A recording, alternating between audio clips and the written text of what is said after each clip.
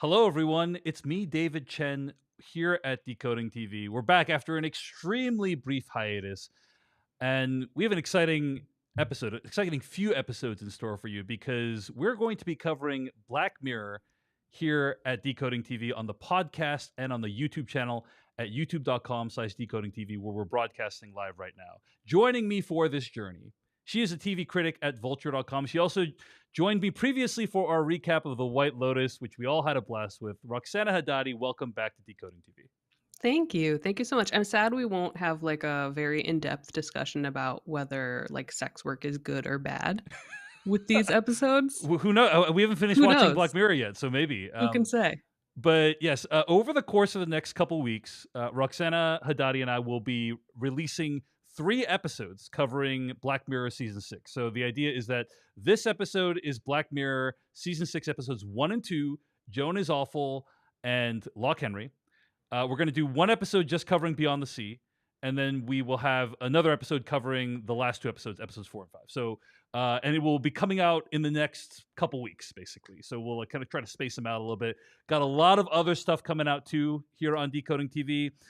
You should be looking forward to coverage of The Bear, which is releasing in a week or so, as well. The whole season's being dumped on Hulu. We'll probably do a This Week in Streaming to cover that. And Silo is ending in a couple weeks as well, so you can look forward to that. And there may or may not be one other show that is in the mix. So be sure to stay tuned to podcast.decodingtv.com to get updates when that happens. You can also sign up for our email list at decodingtv.com.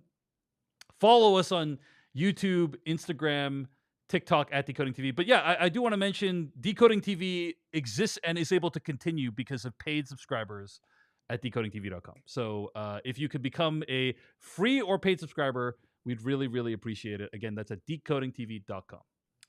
All right. Roxana Hadadi, before we get into like these specific episodes, Joan is Awful and Loch Henry, let's talk for like a couple minutes about our overall thoughts on Black Mirror and our thoughts like going into this season.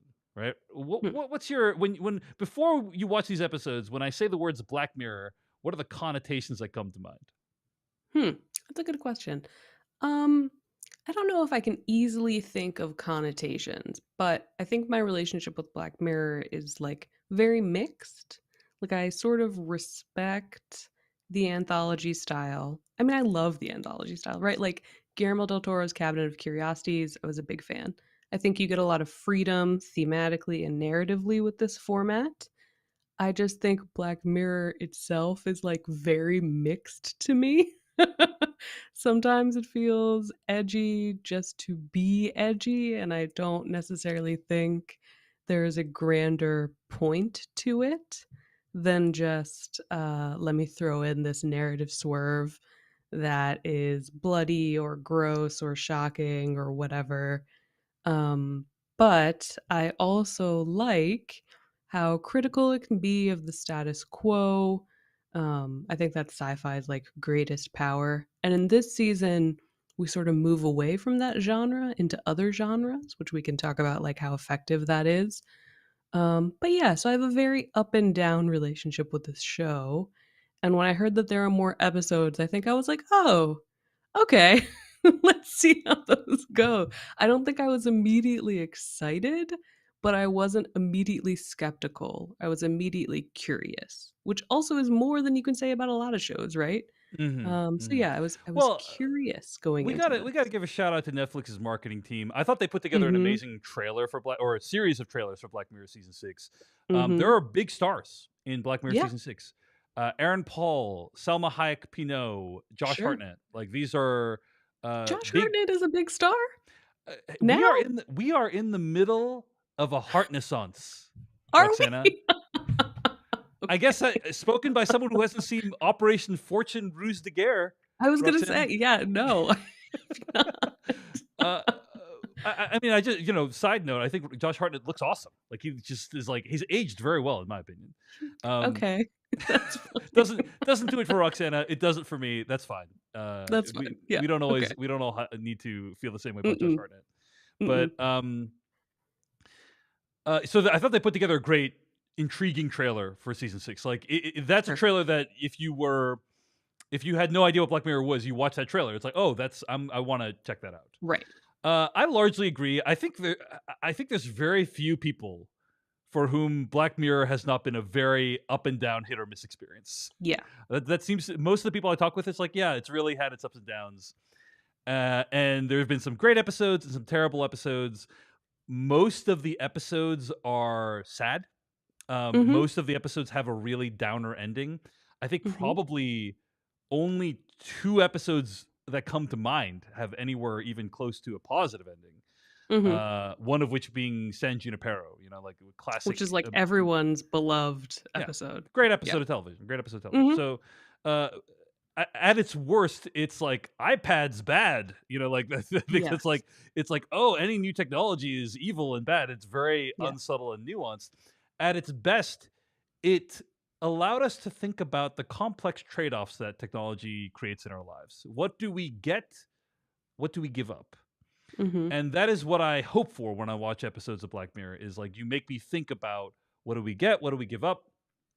Hopefully you make me laugh. Hopefully you make me think. Probably you're going to make me sad. Mhm. That's kind of what I look for in the best of Black Mirror.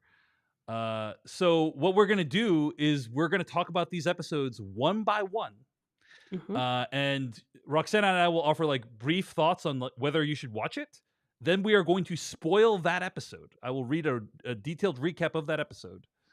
And then we will kind of dive into more specific elements of the episode. So that's what we're going to do today. We'll do it one by one. Today we're going to be covering episodes 1 and 2. Let's start with episode 1. Very strong offering, in my opinion. Joan is Awful. First episode of season 6 of Black Mirror. Roxana Hadadi, let's start by talking about whether you think people should watch this episode. Is it any good? I think it's good. I don't think it's great, but I think to everything you just said about what Black Mirror does, I think this episode gives you a primer about what the series is about, right? It's about like what do you abandon about yourself in this current day and age? Like what rights do Mm, you give up? There's a very, I thought, funny segment about the terms and conditions that we all scroll through yeah, whenever we yeah. accept a new app or something like that. So I think the episode really is clear with this sort of like warning about what tech can do. It lost me a little bit at the end, which I think got a little bit too convoluted. But I think this is a solid intro to Black Mirror if you haven't seen the 5 preceding seasons. I think this is a good way to understand what the show is about. What about you? I really like this one. I think I Mhm. saw someone describe it as Charlie Kaufman light. Mhm. And I think that's right. I would agree that it's mind bending and weird and uncomfortable and interesting and funny. Um, Agreed that it does get pretty complicated. It basically at the last like 10 minutes of this episode throws in like 5 new ideas, but Yeah. it doesn't take it too seriously. I think it's being a little bit cheeky towards the end and just being like, hey, maybe think about this too. Mhm. But overall, I thought it was great. It is, I think, not necessarily the best Black Mirror episode or one of the best, but it is like very strong. This is like, hey, this is about technology that we are actually dealing with today. Kind of prescient, I would argue. Like, Mhm. uh, we have AI generated, um, movies and TV shows and songs happening right now, but like, I have to imagine it was a little bit uh, less developed than it is today when they were shooting this. And Right. so I appreciate like the kind of foresight. And that's another thing that I should have mentioned in the preamble is uh, Black Mirror has, despite all its flaws, often called a lot of things that actually happen in real life. Mhm. A lot of like elements of real life, sci-fi inventions that have actually come to pass since Black Mirror aired, events that have come to pass since Black Mirror aired. Season 1 in particular uh, had some very prescient political developments that I think real life resembles. So I quite like this one. I would like really feel comfortable recommending this episode to anyone, Black Mirror fan or not. Just a decent, solid episode of sci-fi. So that's our overall thoughts on Joan is Awful. Let's talk about what actually happened in the episode. Mhm. When Joan is Awful begins, our protagonist Joan is and for some reason the whole recap just vanished in front of me, Oh Roxana. But no! it's Do you want me back to now. read it? It's back. No, I got it. Okay. When Okay. I think it was like a versioning control thing. When Joan is Mm-hmm. Awful begins, our protagonist Joan is living a fairly ordinary life. She's a team leader at a tech company called Sonical, where we see she has to deal with the unfortunate task of laying off one of her employees. She goes to therapy and complains about her bland relationship with her fiance, Krish. Later that night, she meets with an ex boyfriend and considers rekindling their romance. But when Joan arrives home, she and Krish decide to watch a new show on a Streamberry service, like a Netflix esque service called Streamberry, called Joan is Awful. It stars Selma Hayek Pino as Joan, and we see Selma act out every detail of Joan's day in graphic detail and for everyone to see, including Joan's friends and family. We later learn that Streamberry is actually using a CG recreation of Selma Hayek Pino to make the show on a daily basis. As the show continues night after night, exposing all the details of Joan's life, Joan realizes that the show is ruining her life and also ruining Selma Hayek Pino's public image. So she takes matters into her own hands. She teams up with Salma to infiltrate Streamberry and destroy the quantum computer that's been powering the show. End quote. I don't know why I say end quote. I wrote that, so it's my turn. Yeah. I'm just Just always quoting I'm yourself. programmed to say end quote when I'm reading something. So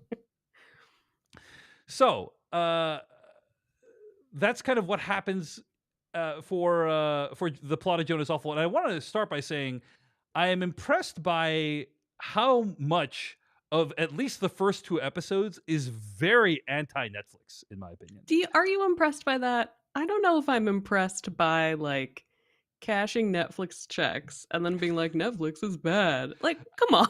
It's kind of subversive. It's kind of Is subversive. it? I feel like it would I be think so. subversive if then you like donated the money or something. Like I just Charlie I Brooker needs feel a new like deck on his house, Roxana. does Uh, he? I feel like he probably has a lot of decks. Like I feel like this is mhm. big, a successful show. I don't know. There's something about that feels very I can both acknowledge the fact that it's like cool, you took a stand, I guess. But I also think it just feels hypocritical to me. To be But I don't working know. I for come from the school of like all selling out is bad. I haven't mm, evolved my politics since being a teenager. So you're like Gen. Yeah, Roxana's not even a millennial. She's Gen X, apparently, from what I'm learning about apparently, this. yeah. Yes, no Um, longer elder millennial. I'm just gonna tack some years onto my you're life. gonna go. You're gonna go all the way back to Gen X.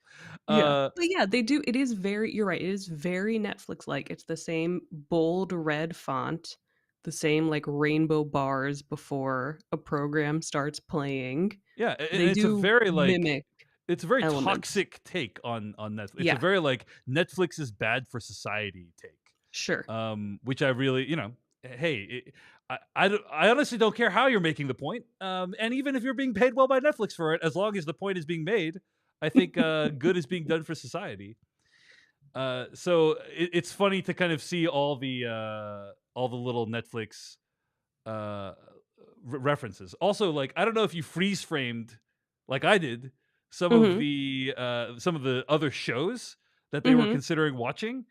mhm. But one of them was called the Callow Years, which is referenced later Yes. on Mhm, in the show. So like when uh, Joan and Krish are like deciding what to watch, they like page through a bunch of different things, mhm, and one of them was called the Callow Years. mhm. And this That is the comes up in episode 2. it comes up in episode two as well. This is the description of the Callow Years that's Okay. on the TV in the fake stream, fake Netflix Streamberry streaming service. A fascinating six-part documentary exploration of the prime ministership of Michael Callow, including never before seen archival footage from some of his most controversial public moments. End quote. Uh, I have to say that sounds pretty boring, and I think that's kind of what they were going for. Is like Mhm. they're going for a boring sounding name, a boring description, and then like, uh, just not a bad documentary, just like not something that's like wide interest. But I see think.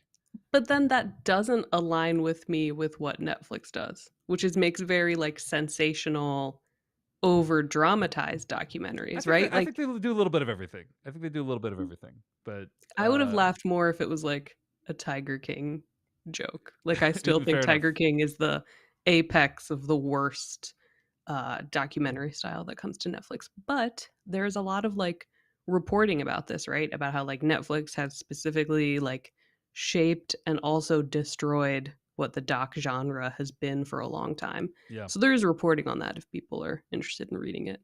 Yeah. Um, but yeah, so what else did you like about this episode aside from the Netflix poking of it all? Yeah. So I think it introduces like a bunch of ideas, and some of them are compelling, and some Mhm. of them aren't. Okay. Uh, I'll start with the ones that aren't. Like, there was one season. I remember there being like one season of Netflix where I think it was last season or the one before, where every episode was basically some version of what if computers had consciousness. Like that. Mhm. That was like one whole season. That was the whole through. Like every episode ended, and it was like the moral was, what if your computer programs were alive? Like, and Mhm. there's a little bit of that in this episode, and I'm just like, look, I've already seen that like 5 times on Black Mirror. At the end when she's about to destroy the quantum computer, it's like all the blood of these programs will be on your hands, and it's like I've already seen this Black Mirror. Like you don't need to do this again. So that was not particularly interesting to me.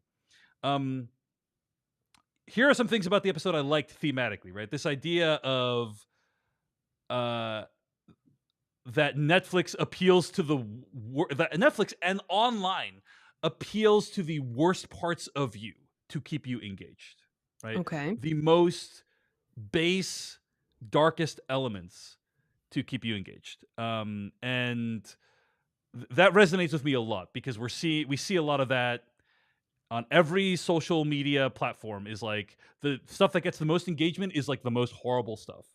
And I Mhm. like that this nods to that. Obviously, we don't have that necessarily in the form of Netflix, um, because like Netflix is not creating dynamic content for us. It's created. It's like it has an algorithm and it has thumbnails personalized for us, but like it's not actually creating content yet for us that's personalized, um, and like dynamic, Mhm. on the fly generated content. And Right. so that theme really resonated with me a lot. The other theme that I think was really interesting, that is this is kind of like David Chen, am bringing a lot to the table here, right? When it comes to Okay. this theme is like what we have seen in the last year or two, especially with the rise of TikTok. I have witnessed it.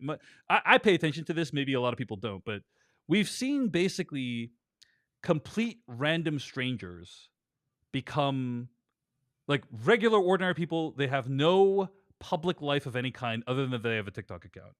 We've seen random people be thrust into the spotlight and have the details of their lives exposed for everyone to see. Mhm. I'll just give like an example so like people know what we're talking about. But like this city bike thing is a great example. Like there's a a woman, a white woman steals a black man's city bike in New York.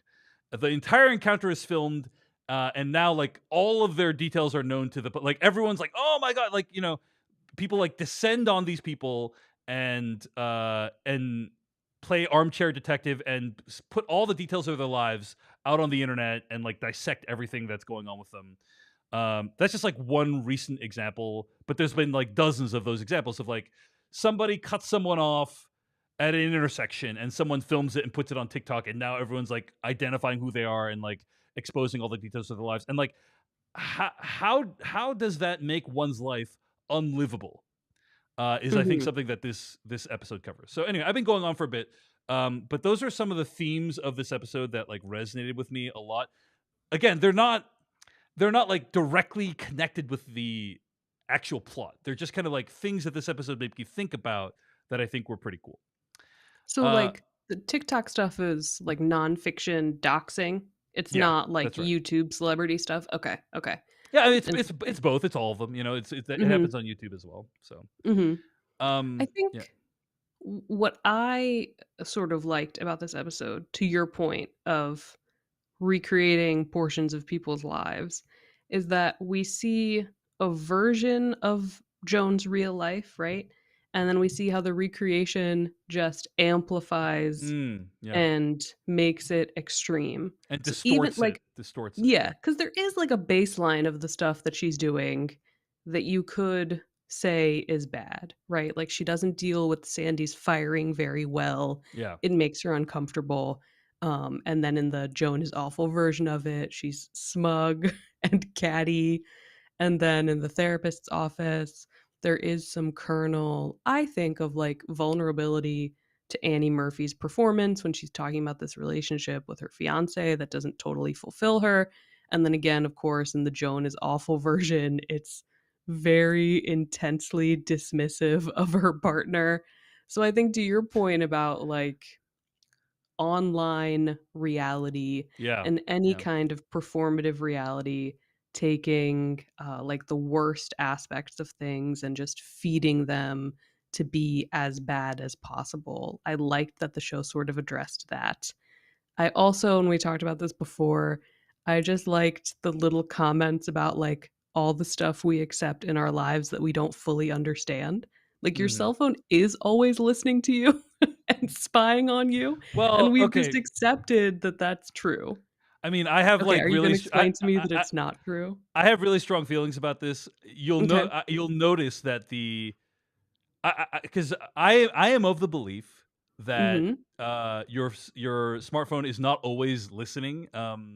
Oh, I think it is And all the time. I don't think it's listening. I don't think it's like recording what you're saying and like Mhm. even just storing that information on a database would be like unmanageable for most companies. I think the scary thing that we should be afraid of is not that Facebook is listening or Meta is listening to your phones and recording it and analyzing it. The scary thing is that they know what your preferences are without that. That's way more scary to me than that the idea that they're listening to your phone. In my opinion, I know this is very controversial because I tried to make this point on TikTok Mhm. once and I got people reported me for community guidelines violation. So I'm very careful about making this point. But you will note, Roxana, that the episode went right up to the line of saying they're recording your thoughts and then didn't go past that line.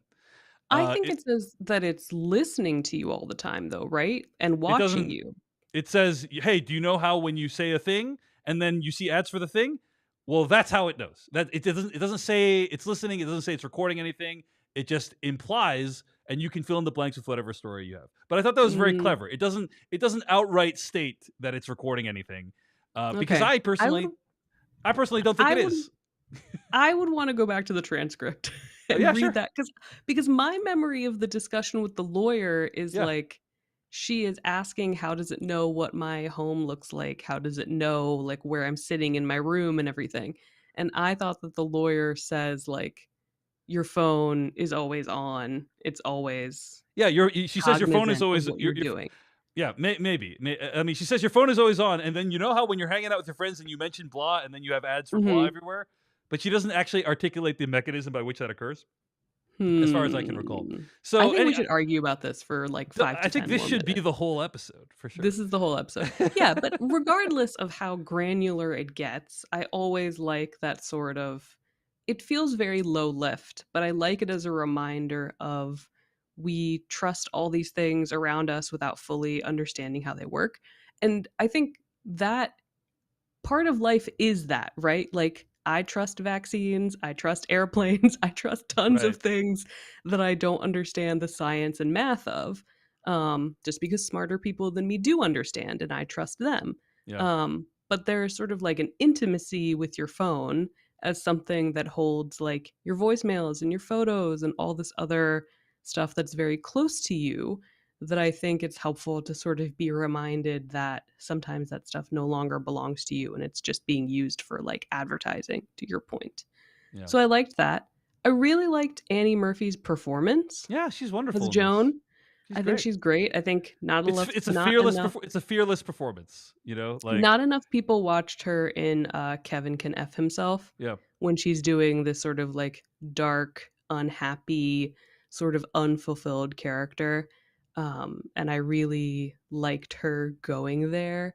I And she also has a like very when Selma. plausible, like her reaction to what's going on. Is feels very plausible to me, which is Yes. not something I can say for a lot of Black Mirror episodes. Like, Mhm. we're like, oh, There's that a good person's yeah. Go ahead. there's like a good sense of like humor to what's happening, right? Like the show Yeah. doesn't totally play this episode for doom and gloom, although some other Black Mirror episodes, as you said, are entirely doom and gloom. Yeah.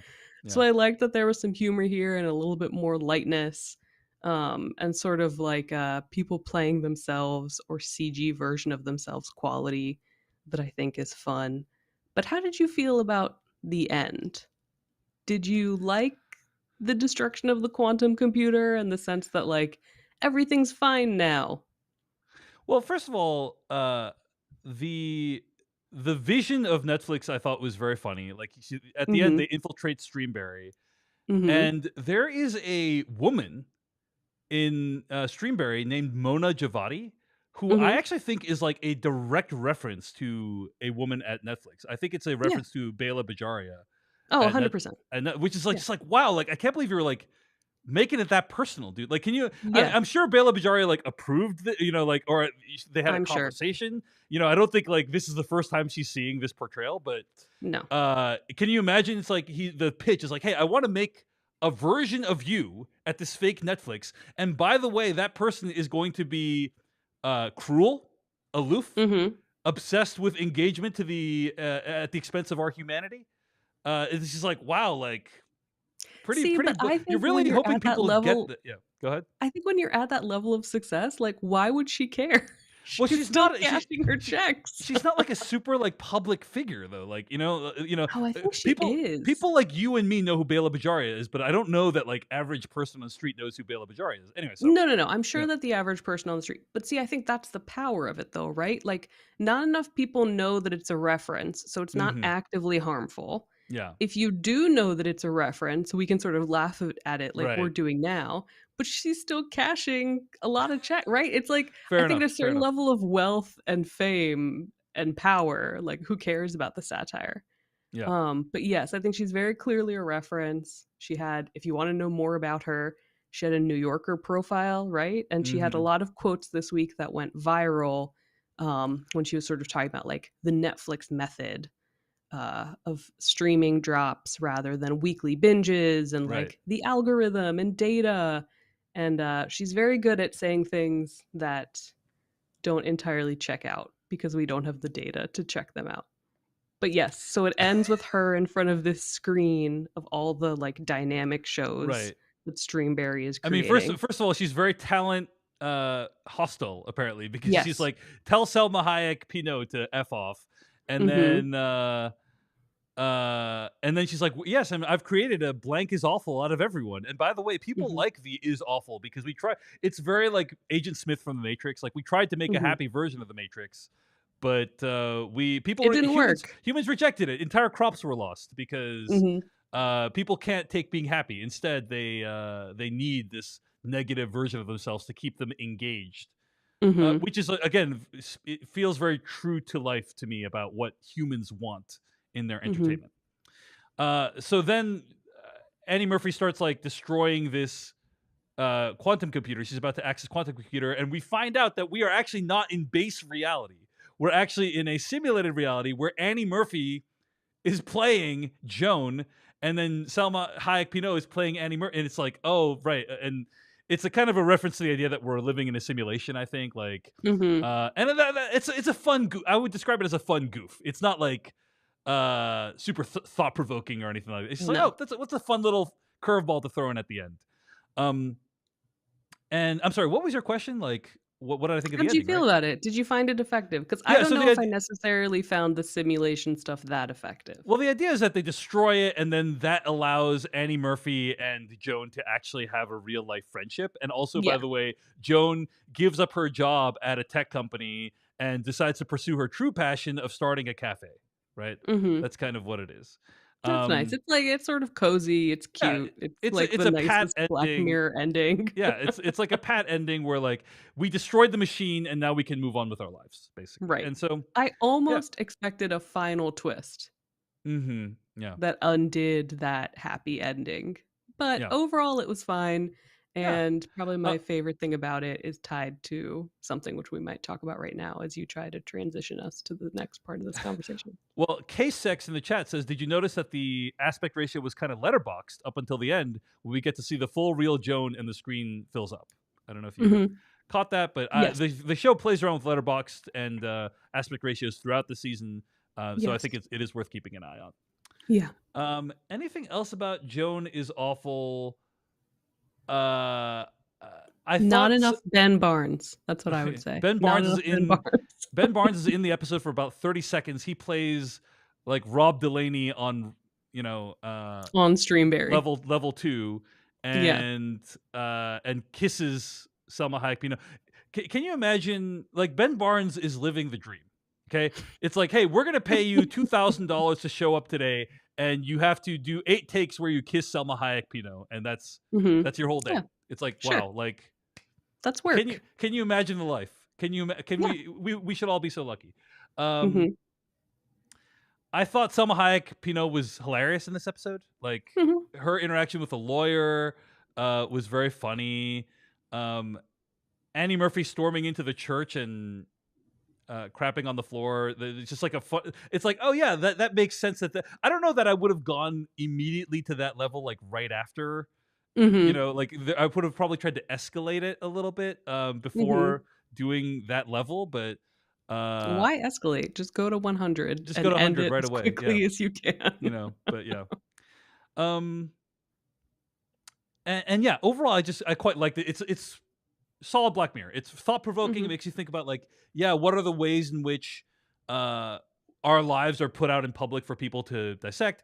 Um, what uh what are the ways in which this technology, like, we've already seen deepfake technology being used to create, you can Right. create a beer commercial on the fly. You can create a movie on the fly now. And it's like, how is that technology going to be used in the future? There is a whole strain of thinking that says, hey, in the future, you'll be able to put yourself into, imagine being able to put yourself into Avengers Endgame, and like, Hate we can it. generate it dynamically. And it's like, there's a lot of like tech bros who like fantasize about this.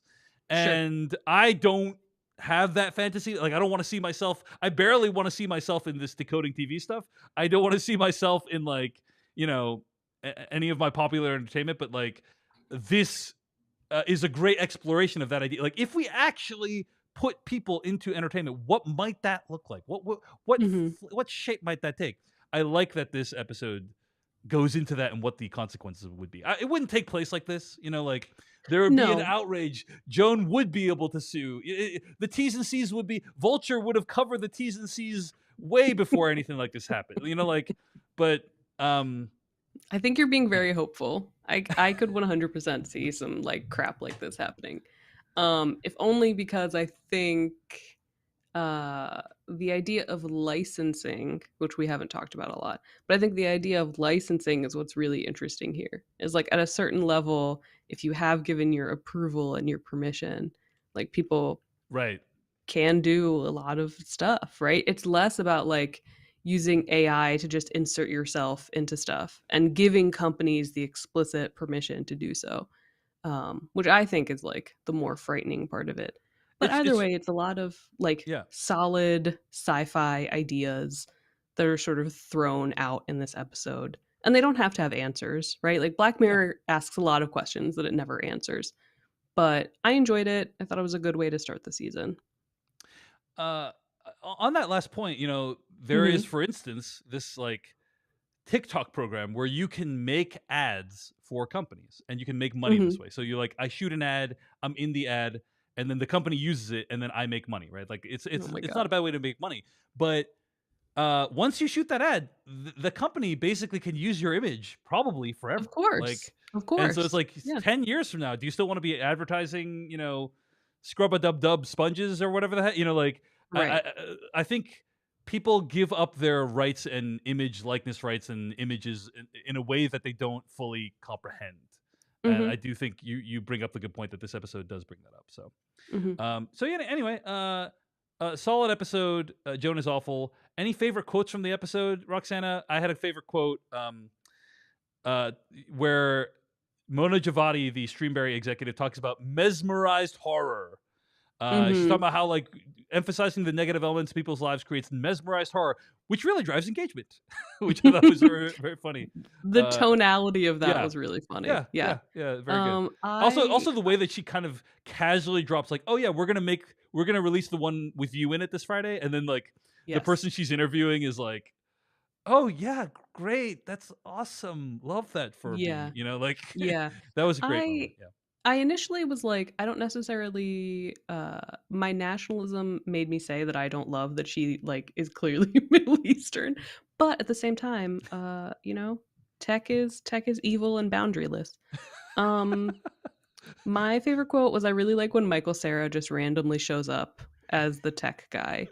And I like that the guy is like, I'm not Michael Cera, like Michael Cera just licensed his face. Right. Which is a That very was like that's a very very mind-blowing moment where you're like, "Wait, Michael Cera is self-aware?" You know, like yes. that's a Oh, cool Michael moment. Cera has been self-aware for a long time, I think, Sure, in sure. his But performances. in the context of the show, Sure. yeah. Yes.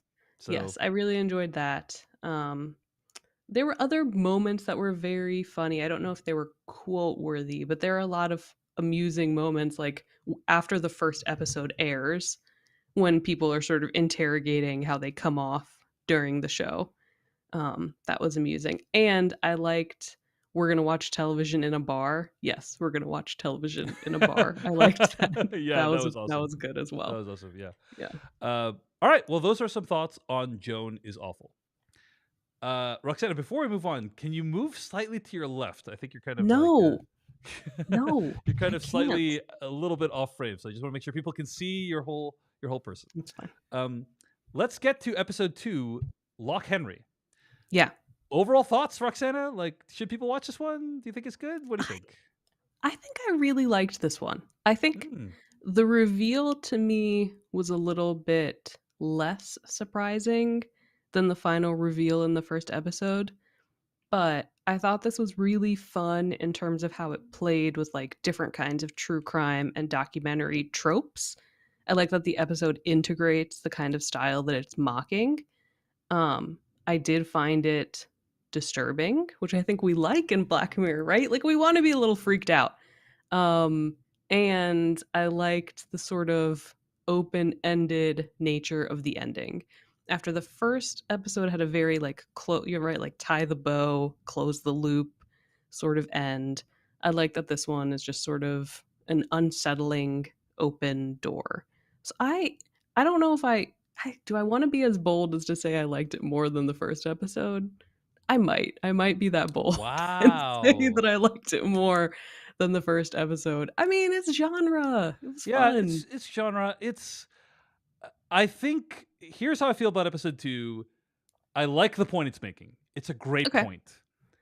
The episode itself is just fine. It's Oh, just there's fine. no Is it because sci-fi. Josh Hartnett isn't in it? Is that Yeah, why? that's right. That's There's why. no Josh? That's what I thought. There, Yeah. there's a startling lack of Hartnett in the episode. Mhm. Um, Mhm. there's basically no sci-fi elements at all, if I recall correctly. Like No.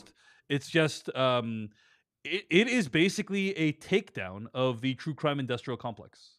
Yeah. And Can I yeah, say a spoiler alert though? Like this season increasingly moves away from sci-fi. yeah, yeah, So I do think if you're sort of down with the shift in this episode, I think you'll enjoy the rest of the season. yeah, yeah. If you don't like it, I'm sorry. Yeah, I'm not saying I need sci-fi, but like I don't know, like even like mild sci-fi is good. Like one of Mhm. my favorite ones is what is it? The one with the memory one, right? Like the entire history of you. That's like, oh, Mm, okay. mhm, What if there was one invention that was just mhm, integrated into everyone's life?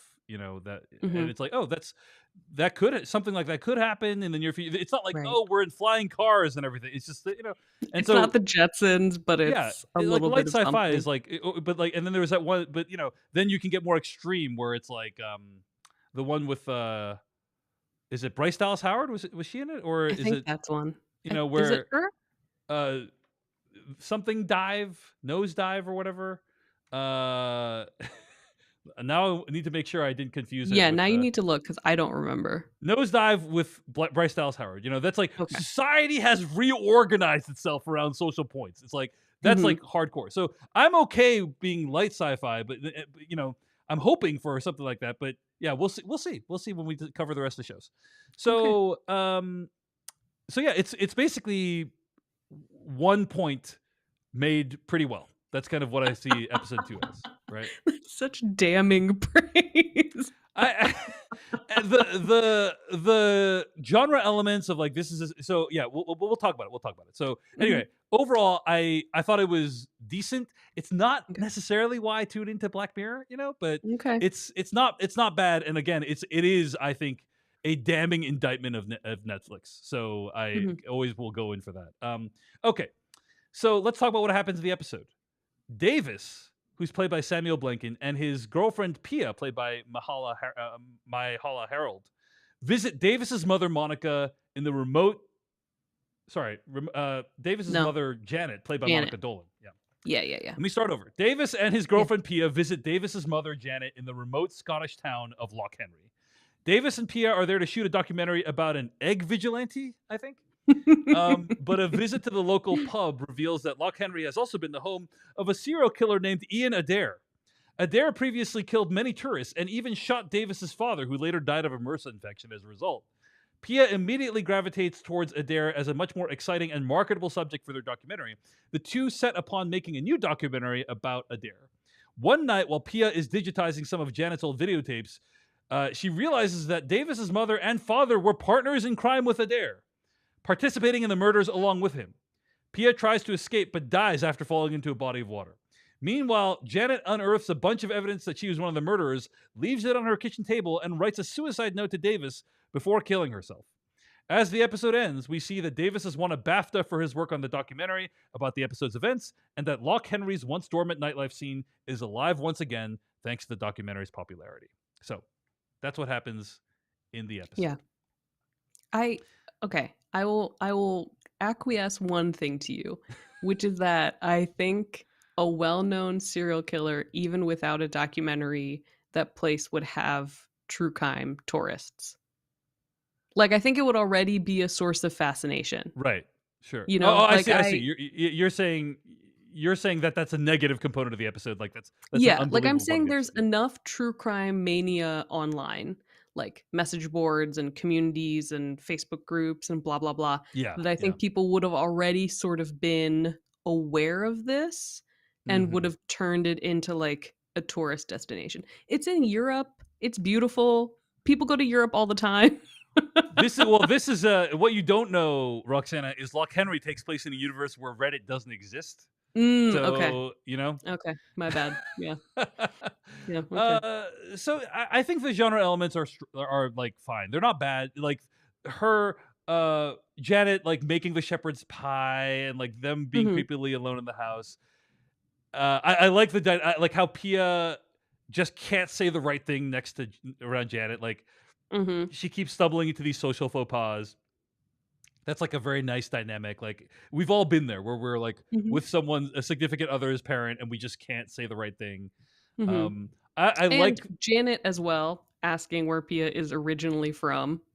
There's also it goes both ways, right? It's yeah, like the yeah, awkward girlfriend dynamic and the, like, slightly out of touch, fumbling, awkward mother character who arguably is somewhat of a performance, we find out by the yeah, end. yeah, Like, I think it's a way to we I we sort of talked about this with Succession, where Tom's, like, fumbling Midwesternness sort of becomes like a veil of his actual nefariousness. yeah, I sort of think we get that with Janet, where it's like, oh, she's just like a nice old lady who actually was revealed to be part of like a weird sexual murderous group.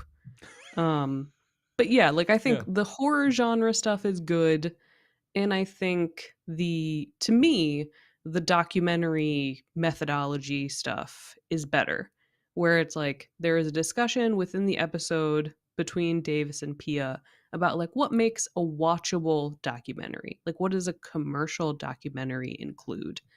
And we hear it's like a lot of landscape shots, a lot of like focus on how yeah, beautiful this small town or this small community is.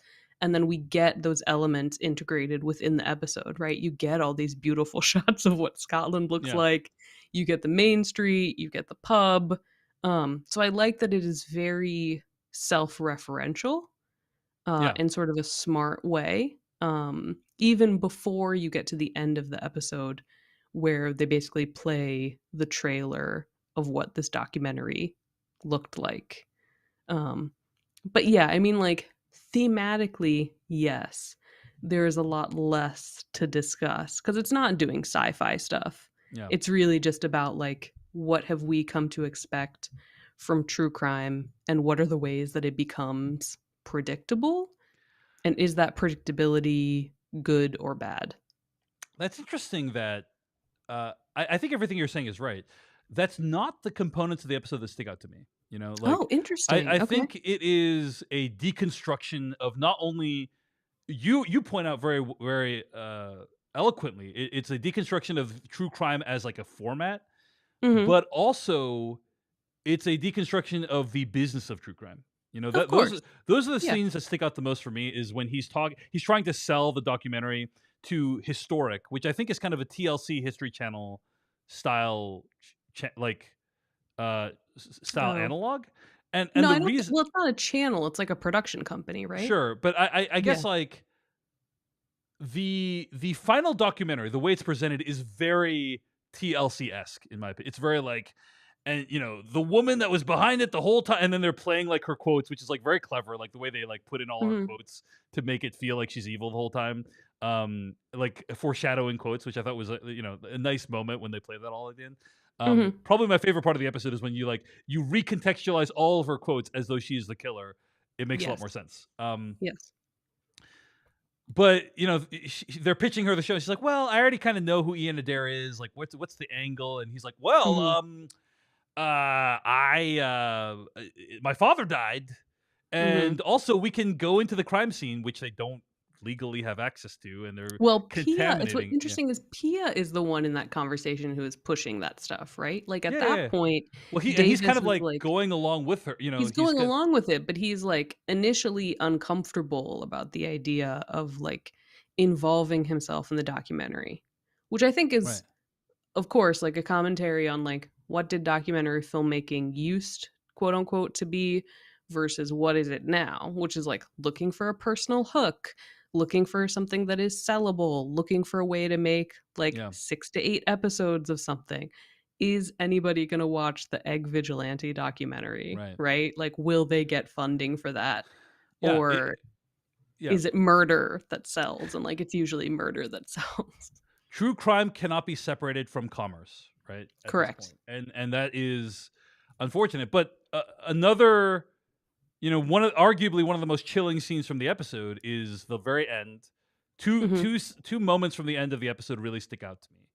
Right, one is the woman from Historic giving the speech, which just Mhm. feels so fake because it's like, and it's so important that we got Davis to tell a story, and it's like we saw earlier on you didn't really give a crap about you know like you Of only gave a course. crap about how marketable it was. You didn't care about this as like an important story to tell.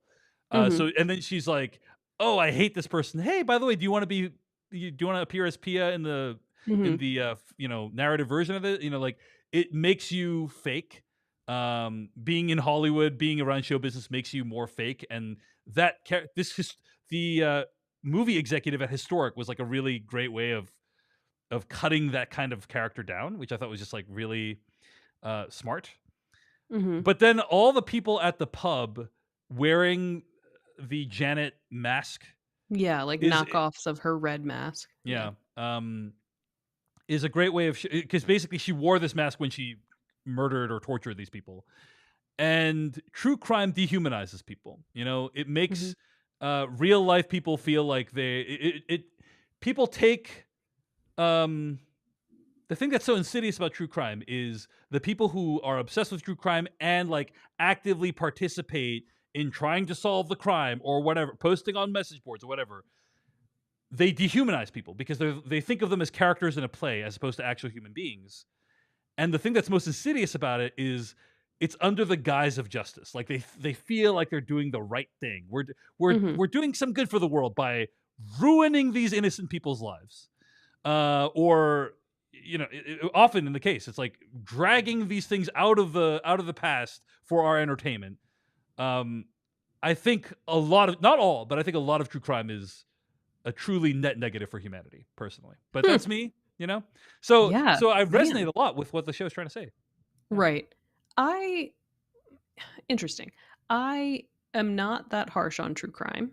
I think that there are genuinely good things that can come out of um, providing investigations and attention to crimes that the police have not provided resources to. I think that we Hmm. see that a lot. So I don't want to discount the fact that like people who consider themselves like investigators or in Yellow Jackets parlance, citizen detectives, I think that they can do good things. So I don't want to like write off the genre entirely. Um, I just think to your larger point, like making something commercial and making it entertainment is bad for everything. I don't think it's just true crime, that Yeah. like necessarily has been negatively impacted by that. So what's funny is that like the stuff that stuck out to you is the stuff to me that was the most like, yeah, of course this show would say that like an Hmm. executive is two-faced. Like obviously, Hmm. who is surprised by that detail, you know? Hmm.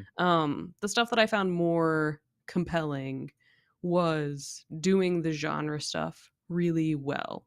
Like I like them breaking into the house where these murders were committed and having like their Blair Witch moment where they bring along lemon juice to like fake blood stains Yeah. or black lights, and then they turn it off and the entire place is like coated with blood anyway. Like Yeah. I like the fact that we could do a horror story that yes had like a broader message, but the broader message for me was a little bit like, yeah, I know. Your horror stuff is more intriguing than your broader message. Hmm. Hmm. This episode felt a little bit like, I don't know, thematically slightly underwhelming with the Hollywood stuff. But I really liked the ending and the fact that like Davis got what he wanted. Like his mom knew what he needed for his documentary and knew what he needed to be successful. So like in that way, he is a success, but he also lost everything. So I think that's the point that it comes closest to what you're trying to say, right? That in this search for success, again, you like sacrifice parts of yourself that you might not have anticipated, and is the trade-off worth it? Yeah. I think that's sort of the lingering question, Absolutely. which is Absolutely. a lot of Black Mirror lingering questions is Right. the trade-off worth it? So I liked this spin on it, but I can understand if you were looking for a sci-fi story, this might not be so effective. I agree, and I think great point at the end. The mother's note really was moving to me. You know, she's Mhm. like, "Hey, I have obviously murdered and tortured people, but I'm still gonna do one nice thing for my son." Right. That was yeah, that was kind of moving for me. I will say, one of the parts of the episode that was like kind of unreal. We haven't talked about the realism of these episodes, Mhm. Sure. but I have to say, Roxana, um, in episode one, Joan is awful. The idea that Joan, a white woman dating an Indian guy, and he makes food that isn't flavorful enough. That did not track for me at all. It's like what the See, but you don't see, I almost feel like that's like a reverse stereotype. Like, what if in cooking, like, we don't know his entire background. We don't know maybe if his it's true. parents were It's true. like Gotta check. very assimilated and did Gotta not check my cook biases. Gotta check my Indian bias. food. Yeah, we don't know. Apparently, in the Black Mirror future, like Indian food is not passed down from generation to generation as effectively as it Yeah. is in our universe. Well, I Um, think what we're assuming is that someone will always cook food from their ethnicity, which is not necessarily true and can be I, like its I'm not. own. I'm not even necessarily assuming that. I'm assuming that, Okay. like, I think that from my general understanding, Mhm. uh, a lot of I'll just say from my experience as an East Asian person, like the Mhm. flavor profile is often pretty strong one, pretty intense one, you know. For sure. So anyway, the in terms of realism, it's like the scene when Pia is watching the videotape. It's like, Mhm. dude, I know you're like extremely scared, but like maybe turn down the freaking volume a little bit and don't have your back to the door. Like, Mhm. there's a lot of those kinds of things that happen in Black Mirror where it's like characters behaving completely nonsensically. Of course. That Yeah. happens. Well, I Not, mean, yeah, you could extend that with why does she need to like forge the river? She was doing a good job hiding from Janet, like behind a gigantic yeah, rock. She did yeah. not need to pass a moving body of water. So But yeah, so there's when it comes definitely to having a protagonist that like behaves irrationally, I don't think Loch yes. Henry overcame that.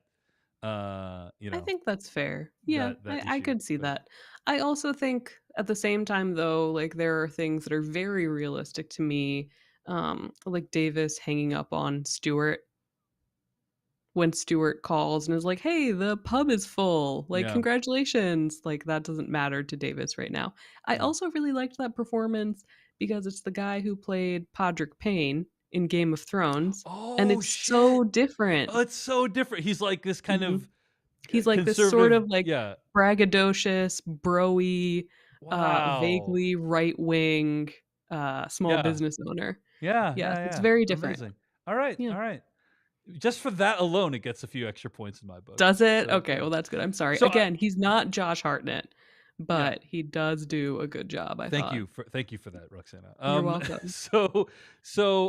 Anyway, like the point that this is making, some really great moments in it. Mhm. Certainly not a bad episode, but it's kind of Mm-mm. like not why I tuned into Black Mirror. We'll see what the rest Mhm. of the season holds. Mhm. Those are our thoughts on episodes 1 and 2 of season 6 of Black Mirror. We hope you've enjoyed this conversation. Again, if you want to support the show, become a free or paid member at decodingtv.com.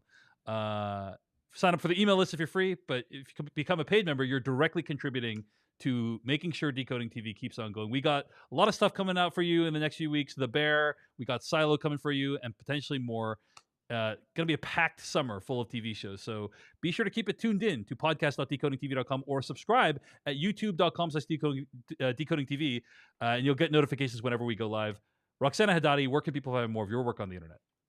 You can just find me at Vulture, and I might write about Black Mirror, I might not, but I am here for these conversations, and I'm enjoying them, so thank you guys for listening.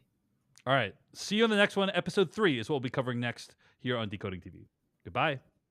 Bye.